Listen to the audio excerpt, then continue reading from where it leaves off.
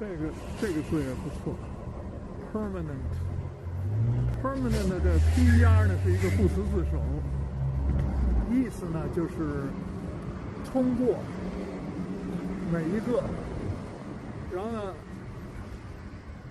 ENT 呢是一个字形字尾，跟 ANT 一样是一个字形字尾，通常是形容词字尾。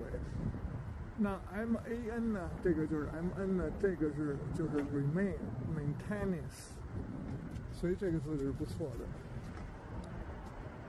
permanent 就等于是通过，或者是每一个，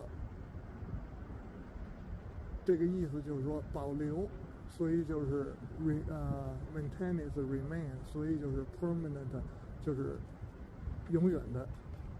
这个字呢也相当不错，也是很普通的一个字啊，就是 uniform。OK，uniform 呢，它最主要的意思呢就是制服，就是名词哈，但是它也是形容词。形容词的意思呢就是统一的一样的哈。那呢，你看啊，这个字的结构啊，它第一个字呢它是副词字首。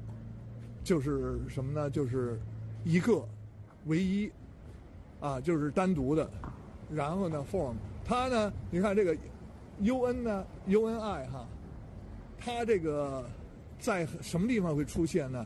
比如说像那个 unite， 它就是 unite， 统一、团结，那就是联合，那就是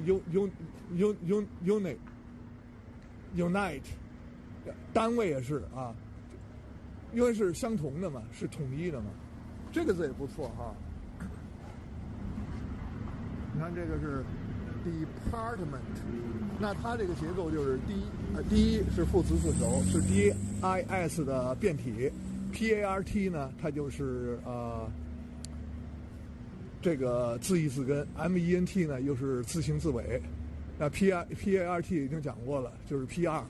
那呢 ，fire， 那个这就是 fire 呢，它呢就是火的意思，那是 fr， 那 fr 呢，这个就是跟 br 都是有关系的，那跟 pr 也有关系，所以呢，这个另外一个字义字根呢就是 pyr 什么什么什么，那呢这个就是火的意思。